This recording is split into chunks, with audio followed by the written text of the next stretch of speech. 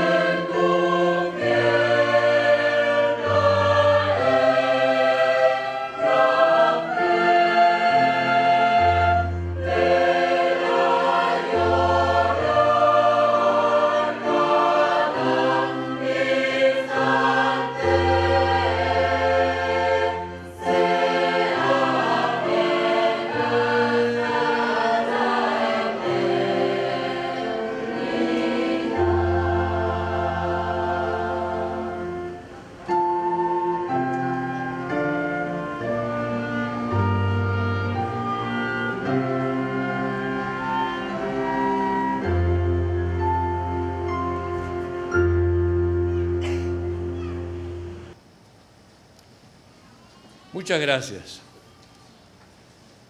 Amados hermanos, amadas hermanas, espero que entiendan mi castellano de Uruguay. ¿Se entiende lo que hablo? A veces me pasa que al final del servicio divino me preguntan, ¿qué quiso decir con esto?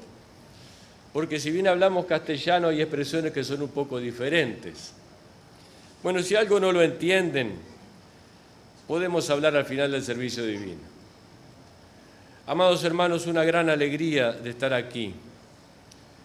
Y nosotros somos siervos. Me alegro ver este grupo importante de portadores de ministerio. Pero yo vengo aquí con una actitud un poco egoísta. Porque se supone que el siervo va para llevar alegría a los hermanos. Esa es una de nuestras funciones, forma parte de nuestro envío, alegrar el corazón de los hermanos. Pero ¿por qué digo que vengo con una actitud egoísta? Porque yo vengo a alegrarme con ustedes. Porque lo que he vivido estos días en Venezuela es que quien salía con mayor felicidad del sermón era yo.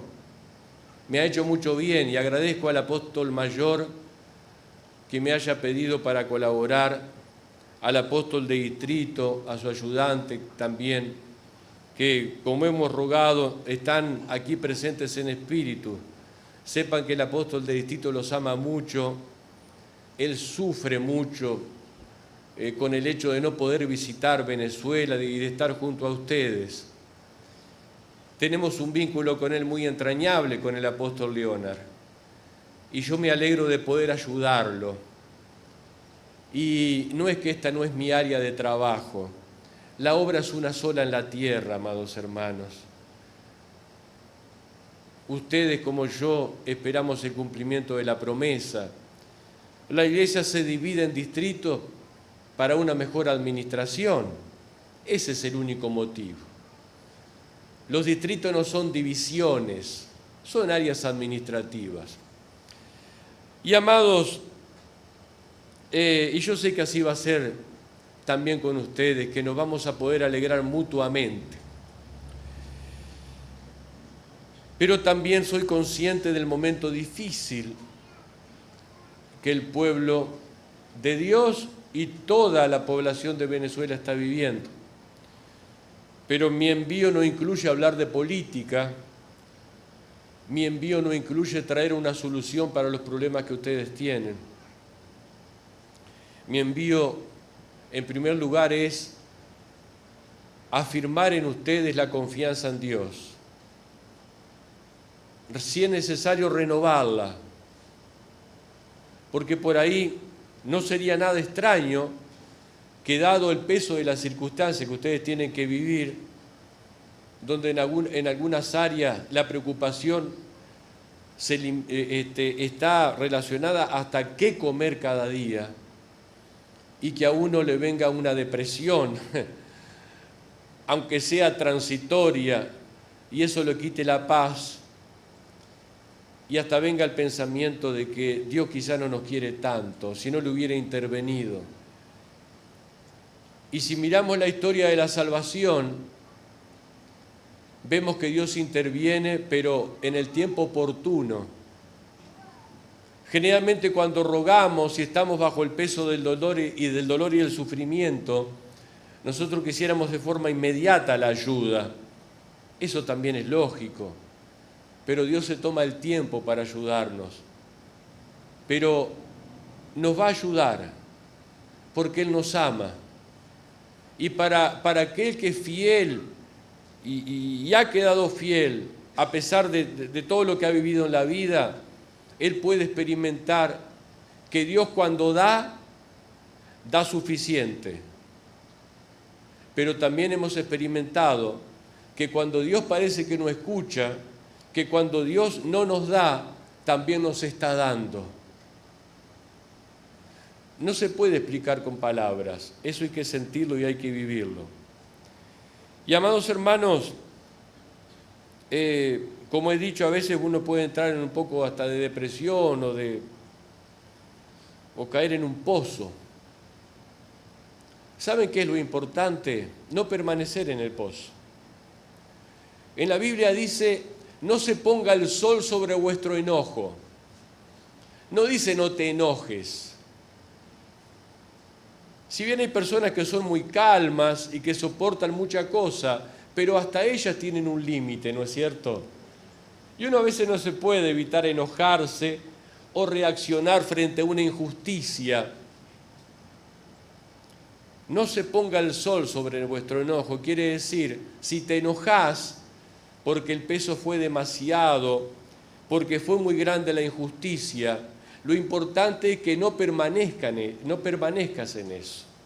Y un día, y otro día, y otro día, no, eso sí no es bueno. Eso nos perjudica y afecta nuestra vinculación con Dios. Pero que transitoriamente uno quede hasta un poco detenido y haya tristeza, eso puede ocurrir. Acá yo me alegro por los músicos, por el coro, que no son muchos, pero cantan muy bien y cantan fuerte.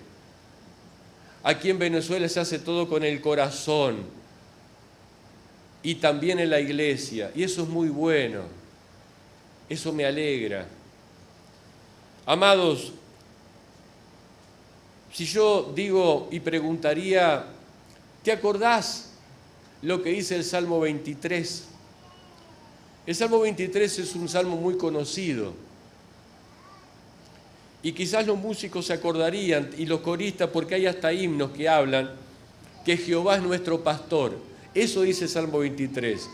Jehová es mi pastor y nada me faltará. ¿Quién escribió ese salmo? El rey David. No todos los salmos sabemos los escribió David, pero ese lo escribió David. Recordarse del Salmo 23 no es muy complicado. Es conocido, hay músicas. Ahora, si yo preguntara, ¿te acordás qué dice el Salmo 22? Ahí ya es más complicado, por lo menos para mí. No sé si alguno de ustedes se recuerda qué dice el Salmo 22. Yo se los voy a decir, pero cuando vayan a casa, miren en la Biblia y van a ver qué interesante. También lo escribió el rey David. Ese rey que dice, Jehová es mi pastor, nada me faltará, Él me pastorea por verdes pastos. Toda una palabra muy hermosa, uno diría desde el punto de vista humano optimista, confianza en Dios, todo está ahí. ¿Y qué dice el Salmo 22? Es muy diferente. Es la misma persona, pero en otro momento. Comienza diciendo el Salmo 22, Dios mío, ¿por qué me has desamparado? Salmo 22, Salmo 23. Y así es en nuestra vida, en la vida de ustedes, en la vida de estos hombres que están aquí, que como he dicho estos días, y es muy importante eso, tenerlo en cuenta, ellos son enviados del Señor, pero no son ángeles que están en el cielo. Y el apóstol y el obispo tienen los mismos problemas que ustedes, no escapan a ellos. Y en nuestras vidas está muchas veces así de cerca como está el número 22 del número 23, así de cerca están las alegrías de las circunstancias, las lágrimas de alegría con las lágrimas de dolor. Pero lo importante es no permanecer así, es levantarse y continuar. Y ustedes tienen una expresión aquí que dice pa'lante. Sí, ahí es que está la meta. Pero vamos a hablar del texto ahora. El texto es la última parte de una parábola. Es la parábola de la viña del Señor. Es una parábola que el Señor dio. Y ahí habla de que había trabajadores en la viña, por lo tanto recibían un salario. Están aquellos que comenzaron a trabajar desde el principio. Están aquellos que se agregaron la mitad, mientras los del principio ya habían transpirado bastante y habían juntado mucha uva. Y hay trabajadores que llegaron al final. No sé cuántos cestos de uva, en mi región hay uva, pero no sé cuántos cestos de uva puede juntar una persona. Vamos a suponer que el que empezó había juntado 20 cestos de uva y en la última media hora llegaron otros obreros y habrán juntado medio cesto de uva. ¿Y cuál es lo interesante de esta historia? Que el dueño de la viña les pagó a todo lo mismo. 25, 25 y 25, por decir un ejemplo. Y los que estaban desde el principio protestaron y dijeron, no, esto es injusto, ¿cómo es la cosa?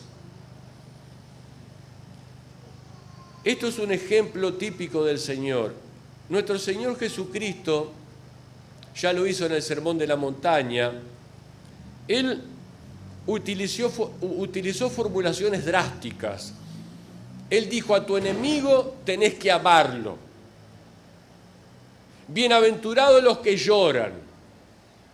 O sea, drástico en el sentido de su enseñanza. Él quería con esto destacar lo novedoso de su doctrina. Y por eso se expresaba de esa manera para que a las personas les llamara la atención.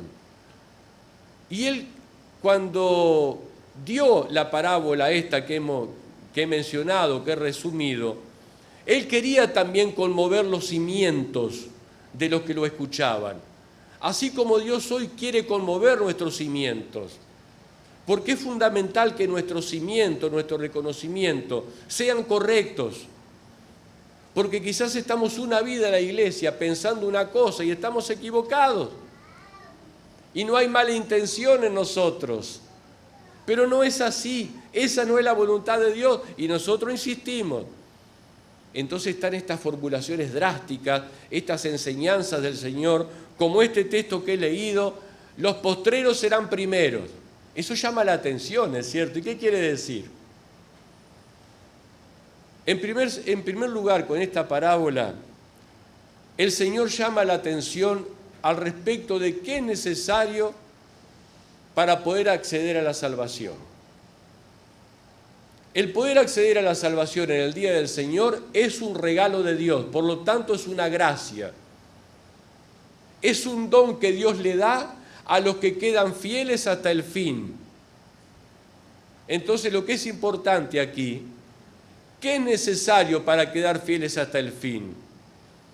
¿Qué es lo que yo tengo que hacer? Y la respuesta no es difícil. Tenemos que prestar atención a lo que el Señor nos dice, primero. Pero las dos cosas más fundamentales, amados hermanos, las quiero decir ahora. Para poder quedar en el seguimiento se necesitan dos cosas. En primer lugar, tener una fe que esté acompañada por obras. Porque yo puedo estar una vida en la iglesia diciendo que soy fiel, jactándome que tengo 40 años dentro de la iglesia. Eso no siempre es sinónimo de fidelidad, es sinónimo de haber permanecido en la iglesia. Lo que sirve es una fe con obras. Si tu fe y mi fe está acompañada por obras, es una fe viva. Y eso es fidelidad. Puedo haber permanecido en la iglesia por otro interés. Ahí me gusta la música, aquí es difícil acceder a otro lugar y me quedo en la iglesia por eso. Y me olvido que el estar en la iglesia tiene que ver con la salvación de mi alma.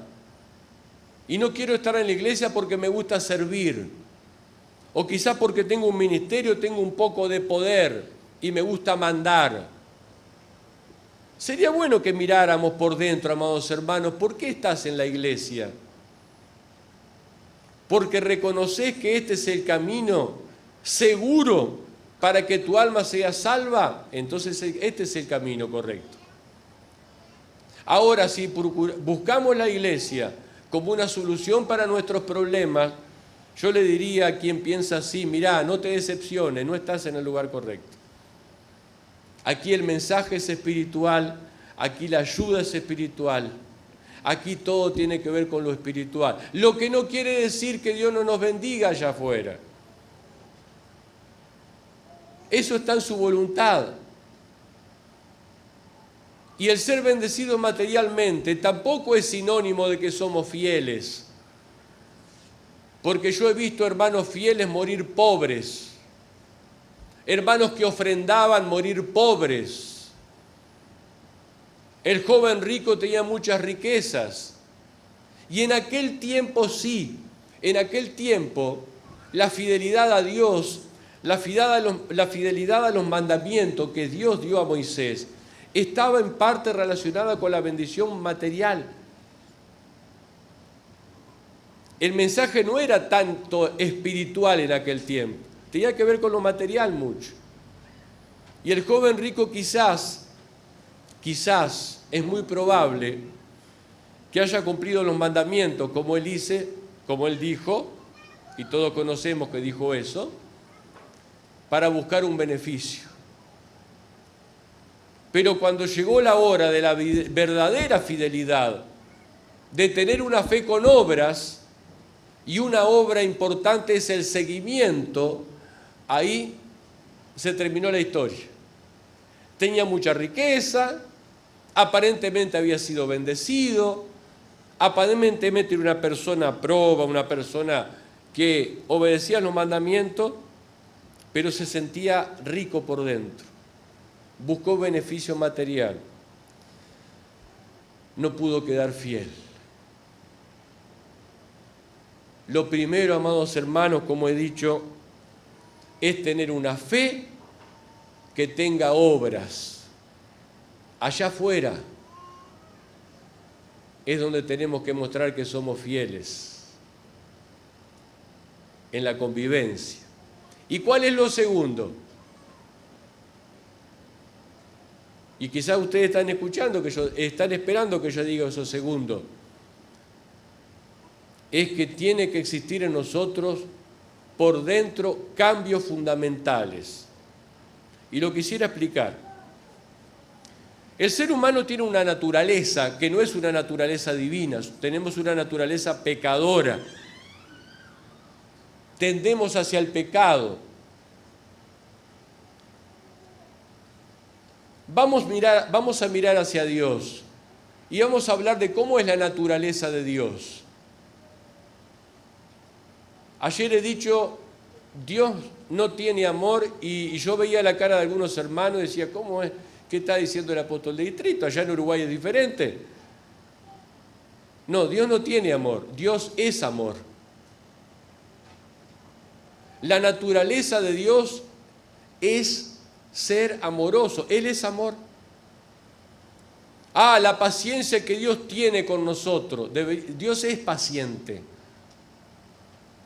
A pesar de que la Biblia habla que Dios se impacientó, esas son figuras del lenguaje que se utilizan. Como que Dios perdió la paciencia. No. Por eso la Biblia, amados hermanos, tiene que ser el Espíritu Santo, que es el que tiene las llaves. Y hay cosas que son para este tiempo y hay otras que eran para aquel tiempo. Pablo dice en la Biblia, por decir un ejemplo, no me quiero desviar demasiado, pero para que quede claro este concepto. El apóstol Pablo, que todos yo creo que lo admiramos como un gran apóstol a Pablo, dice en determinado momento, las mujeres callen en las iglesias. Alguna vez, no sé si lo leyeron o lo escucharon a eso. Y ustedes dirán, nosotros estamos en pecado.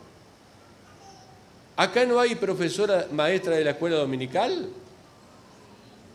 Ustedes están mal entonces. No es así. Esa parábola era para aquel tiempo. Para aquel tiempo. Este es otro tiempo. Y somos guiados por el Espíritu Santo. Por eso hay personas que fuera de la iglesia toman un versículo bíblico y fundan una iglesia en ese versículo bíblico. Y fundamentan la doctrina en un versículo bíblico, que lo sacan de contexto muchas veces. Amados hermanos, vamos a volver a la naturaleza, al cambio de la naturaleza, que eso es lo segundo. Una fe con obra, y lo segundo es cambios fundamentales en nuestro ser.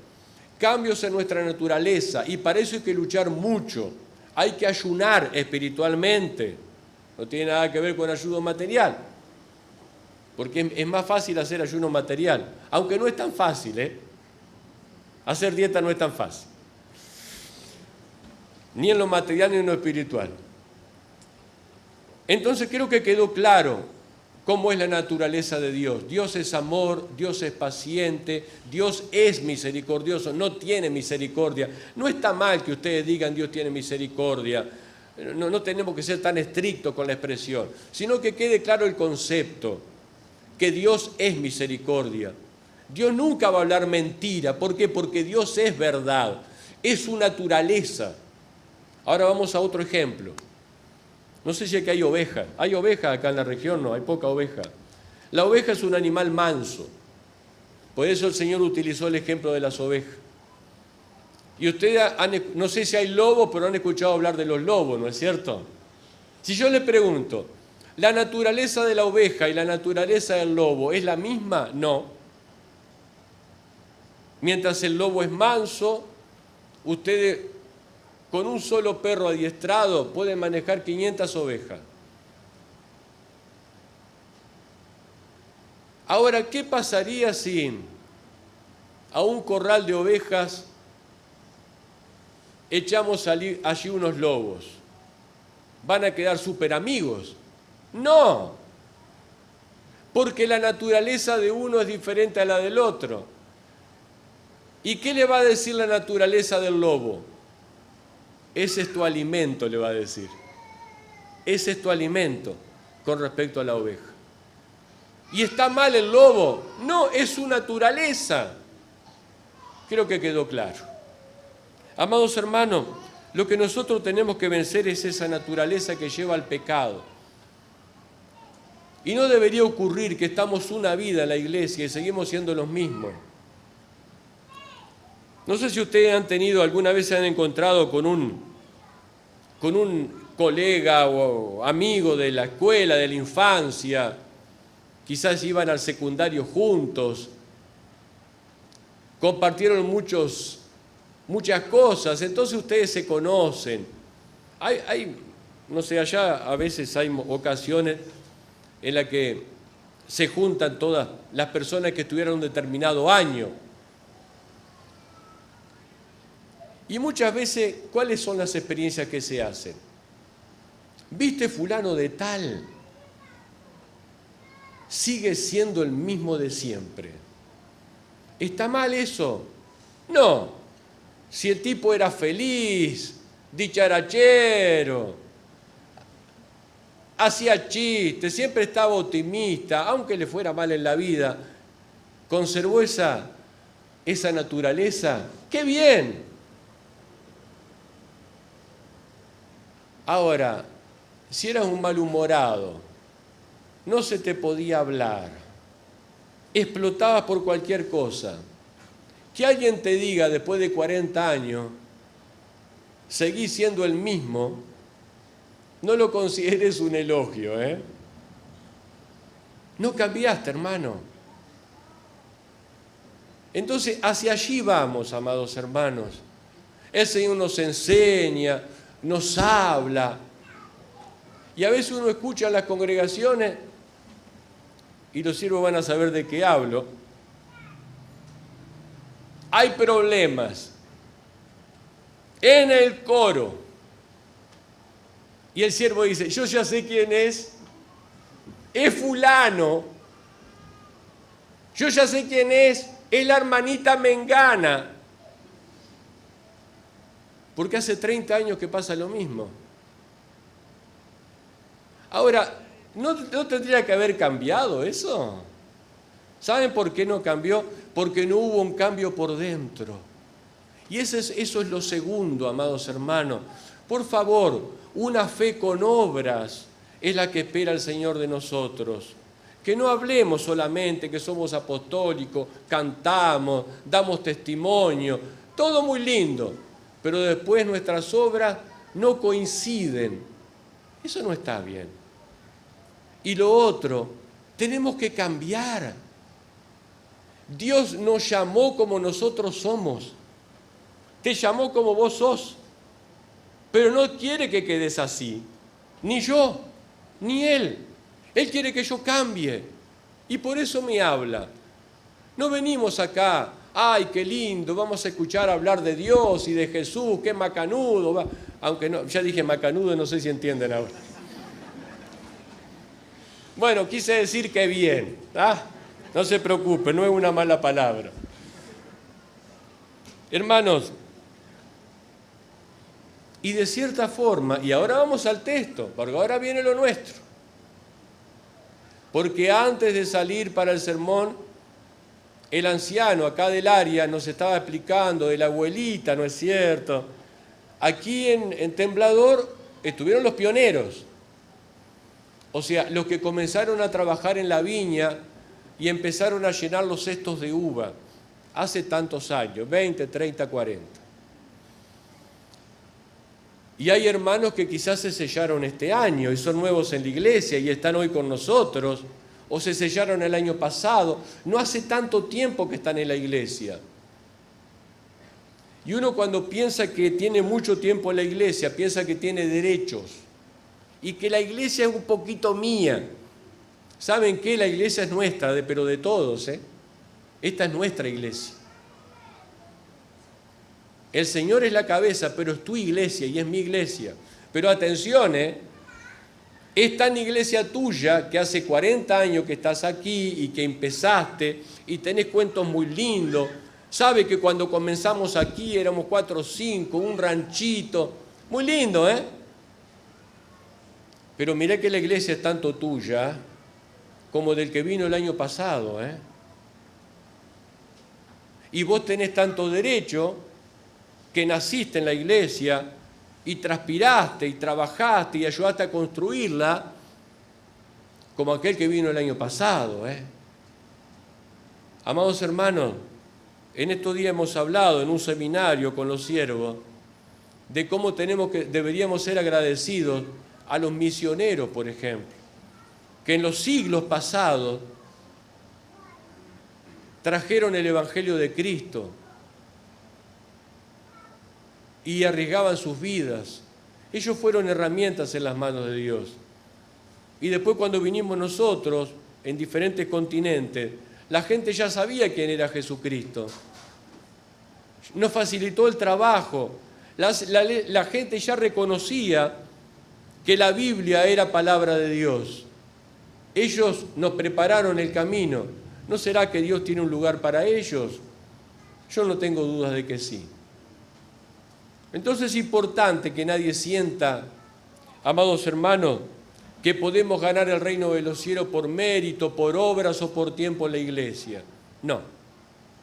Una fe con obras y que en nosotros se produzca una transformación. Eso es lo fundamental. Y ahora llega la hora del perdón de nuestros pecados. Y en este momento estamos en condiciones de regalar algo a alguien. ¿Qué significa esto? Perdonar es dar. Perdonar a aquel que está arrepentido por lo que nos hizo, está arrepentido por lo que nos habló, o no está arrepentido. Vamos a regalarle el perdón a aquel que se arrepintió, pero porque a mí también me hace bien. Es un regalo también para mí mismo. Y eso es posible, amados hermanos, cuando uno ama. Quien ama, da. Y da en la medida de sus posibilidades. Como seres humanos estamos limitados. Amamos y nos gustaría dar más, pero no podemos. Pero queremos dar. El que ama, da. Y perdonar es una forma de dar. Y aquí voy a hablar de un ejemplo que ocurrió. O sea, no es un hecho ficticio, que también podría servir de ejemplo. Es algo que ocurrió en la vida real, por allá por el sur de América. Una niña tenía un problema de salud y los médicos dijeron que en esa instancia lo que ayudaría era una transfusión de sangre de un determinado grupo, y su hermanito, que era menor, tenía el mismo tipo de sangre, era urgente, había que hacer una transfusión directa, o no sé cómo es que se llama, y pusieron las dos camillas y le explicaron al más chiquito. Él no entendía mucho.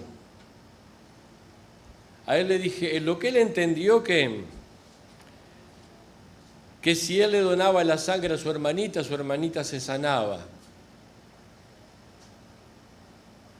Y entonces él aceptó.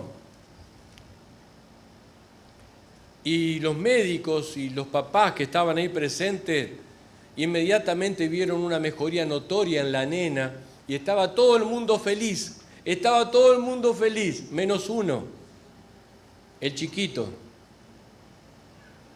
No sé cómo, es una imagen tan fea ver un niño cuando quiere llorar y está disgustado. No quiero decir cómo se dice en mi patria porque ustedes no van a entender. ¿Cómo es que se dice acá cuando un niño está poniendo la carita así que va a llorar? ¿Hay una expresión? ¿No? ¿No hay una expresión? Yo les voy a decir cómo se dice en Uruguay, pues ustedes no van a entender, porque se dice hacer puchero. Igual. Qué bien. Entonces entendieron, ¿no? Pobrecito, estaba haciendo puchero. ¿Qué te pasa? ¿Qué te pasa? Tu hermanita está mejorando. Y el chiquito dice, llorando, dice, no, yo lo único que les pido es que me digan cuándo es que yo tengo que morir. El pobrecito había entendido, no entendió mucho, entendió que él podía ayudar a su hermanita, pero él había entendido que iba a cambiar su vida por la de la hermana y él estaba dispuesto a hacer eso. Por eso él dijo justo, dígame en qué momento yo voy a morir. Eso es conmovedor, hermanos. Él lo hizo por amor. El Señor lo que nos pide, por ese mandamiento central, es ama a tu prójimo como a ti mismo. Dios no te dice, ama a tu prójimo más de lo que vos te amás. No, dice igual, mirá, ¿sabés qué? Vos te querés, ¿es cierto? Bueno, igual ama a tu prójimo, ni menos ni más. Está la medida. Y reitero, eso solo se hace por amor.